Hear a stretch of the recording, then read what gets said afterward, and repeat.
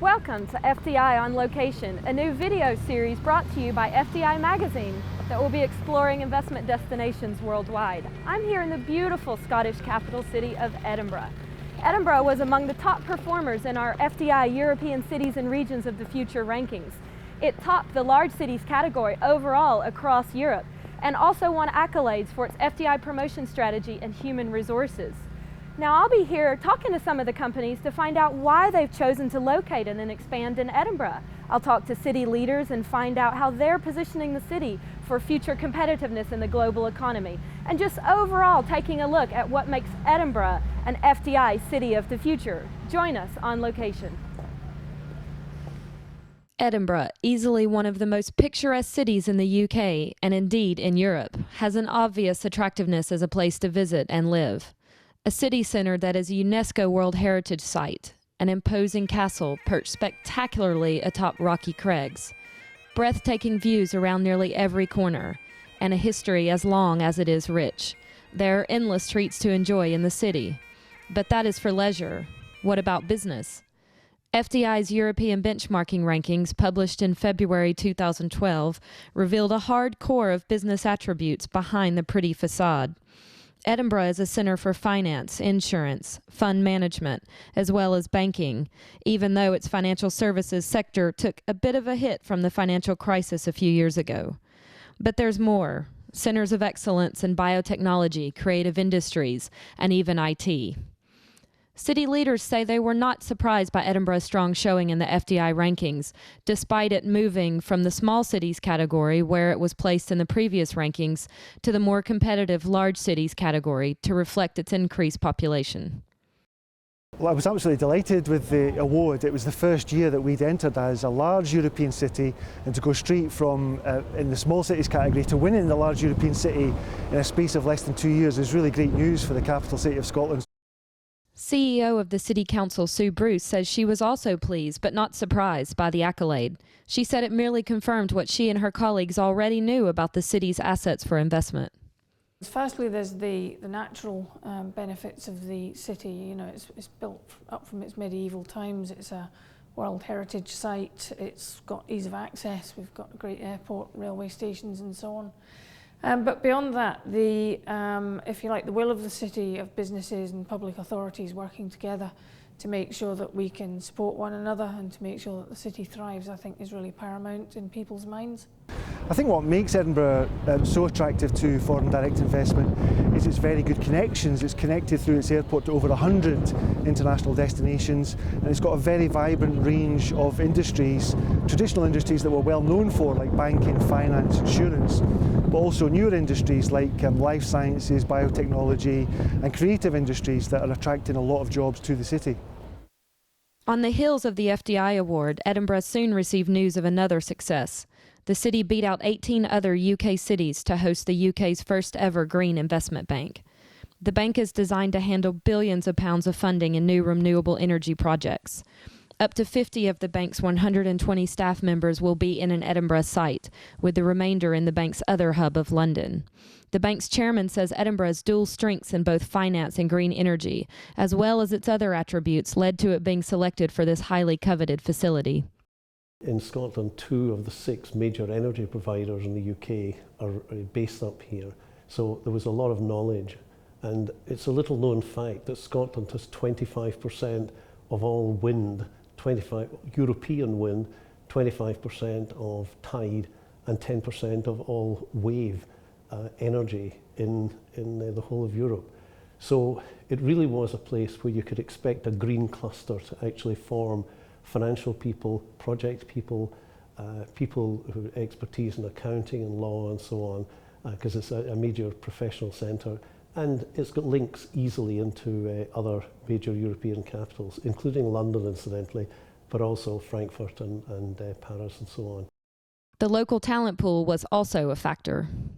It's a very desirable place for people to come and work, as well as having a very well-trained local population. And incidentally, there are more graduates per head in Edinburgh. I think it's 40% more there than in any city in the UK.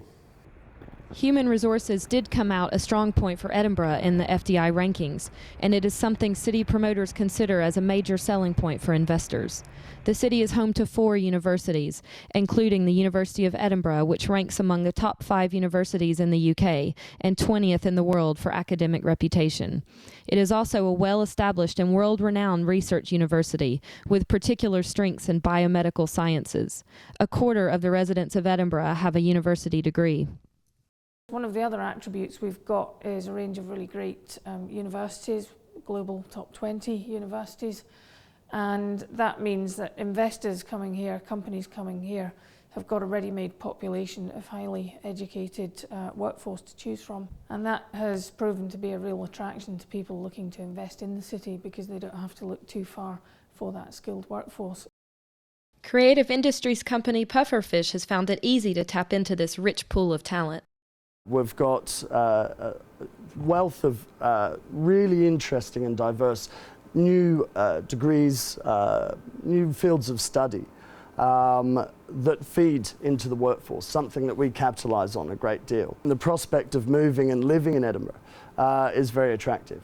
So it's been very easy for us to pull in particular skill sets that we've needed, whether that be from the south or actually further abroad. It's, as I said, as an attractor, the city itself makes employment fairly easy. Skyscanner is another company which has made its base in Edinburgh, thanks in part to the local workforce and high-tech skills available in the city. Its staff has expanded from just 15 people 4 years ago to 150 today. Having Edinburgh University Informatics Department is excellent. It's one of the top 4 or 5 departments in the world and one of the best in Europe. So the quality of the graduates and the research done there is really good, and we get people straight out of Edinburgh University or people a few years later, and that has a huge impact on the skills and the quality of our team. I think beyond that, we have a great working environment and living environment in Edinburgh, and I think that serves to mean that although there's an international intake into Edinburgh University, lots of people choose to stay and make their careers here. So we have about 30 to 35 different nationalities working for us, and that only adds to our ability to create a website that works for people worldwide. Technical skills are only part of the equation, though. For innovation to thrive and innovative companies to flourish, a creative vibe is essential. Investors say Edinburgh has it. I think inherently Edinburgh is a creative city. I mean, it fundamentally is world renowned for the festival, for being a creative hub, which, you know, it's inherent, I suppose, in the city's nature. Festival itself's been around 60 years. I think, from my experience of 13 years of living in Edinburgh, that the nature of the city is such that it's sort of self-perpetuating.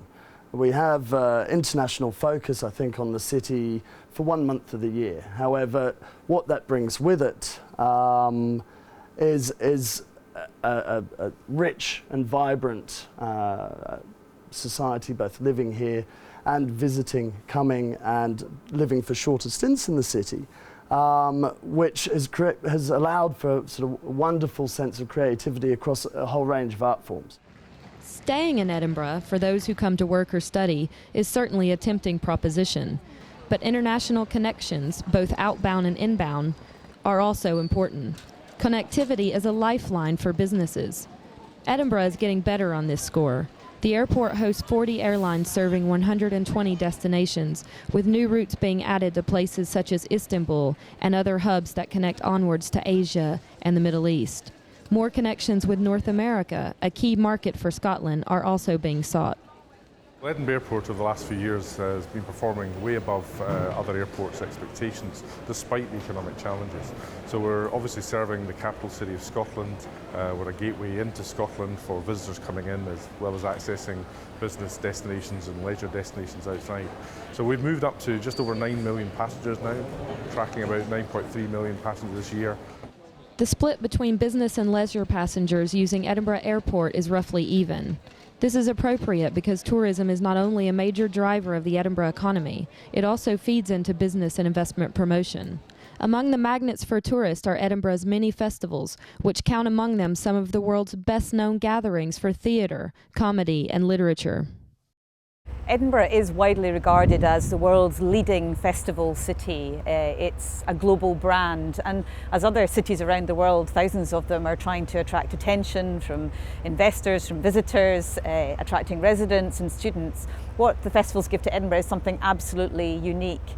And every year, hundreds of thousands of people come into the city, attracted by the dynamism, the scale, the creative force of our festivals. And it means that the city is invested in a different way, in a completely unique way, by creativity, by a kind of energy that you can find nowhere else in the world. There are 12 major festivals in all, which bring some £261 million to the Scottish economy each year, more than even the golf industry. There's nowhere in the world year-round that you can experience this range of festivals, this intensity of cultural pleasure and entertainment and distraction. But also from an investment point of view, then when you're trying to attract high-level people, high-level creative thinkers, then having this environment as an inspiring backdrop to how they live, how they work, and how they engage with their colleagues is incredibly important. But tourists come for other reasons as well. Top of the list, along with cultural offerings, historical sites, and golf, is a wee dram of authentic Scotch whisky. Certainly from our experience, 80% of our visitors here are international, and we know that when they come to us, they've got whisky on their tick list of things to do when they're in Scotland. And whether that is just wandering into a pub in the Royal Mile and trying a dram, whether it's coming to find out more from us, or whether it's actually travelling further. And Edinburgh really is the gateway into Scotland, so a lot of visitors are coming here for the first time and then making a decision to come back to Scotland and maybe travel a little bit further. Scotch whisky is big business, with brands recognized worldwide, but it is one with a long heritage. It's keeping up with the modern times and pursuing innovative new technologies, while also maintaining its uniqueness. This fits in with how Scotland and Edinburgh brands itself, and is at the heart of its appeal to visitors. I think people see Scotch whisky as authentic. It's an authentic Scotch whisky. It's been around for a very long time. I think it's probably down to some of our entrepreneurs way back in the 1800s who put backpacks on their back and travelled throughout the world, setting up agents to sell their whisky. People like Tommy Dewar, Peter Mackey, Alexander Walker, all these famous names that still exist in brands today. And I think it's a very natural product, and Scotland in itself is seen as a wild and natural country, so the purity of the water and the ingredients that are used in Scotch whisky and all that defines Scotch whisky as something that is inexplicably Scottish and synonymous with Scotland. And obviously, as the capital city, people are coming into Scotland through Edinburgh and wanting to find out more. Edinburgh, like Scotch whisky, has a proud history. But it is not enough to tout the accomplishments of the past or even to celebrate the present. Eyes must remain firmly fixed on the horizon, and in a competitive global environment, there is little scope for error. In the fDi rankings, Edinburgh placed top among large cities in Europe and top among Northern European cities of all sizes for fDi promotion strategy. To stay on top of the game, work must continue. What we're doing as a council with partners is being very much focused on enabling and facilitating growth and change, and trying to understand what is important to businesses when they want to settle here or invest here.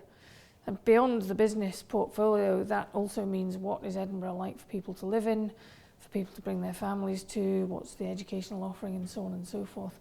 So it's the full package, and I think as a city we're alive to that, and we're working hard to make sure that we put our best foot forward on all occasions. The City Council unveiled a new economic strategy in September 2012, intended to spur job creation and boost economic growth. fDi attraction is central to the plan. The new economic strategy is going to focus on creating 20,000 new jobs over the course of the next 5 years and making sure we get 10,000 additional people into education, learning, or back into employment as well. That's going to be really important because whilst Edinburgh is doing well, it's fairly resilient. There's no room for complacency, and we have to make sure that we keep ourselves on the front foot and make Edinburgh as attractive a place to do business as possible. Well, that's it for this edition of FDi On Location. There are, of course, many other facets to the Edinburgh economy and many other foreign investors that we have not yet had a chance to speak to. But nonetheless, I hope you've enjoyed this brief eye into what makes Edinburgh a city of the future for FDI. And I hope you'll keep an eye on fdiintelligence.com to see where we go next on location.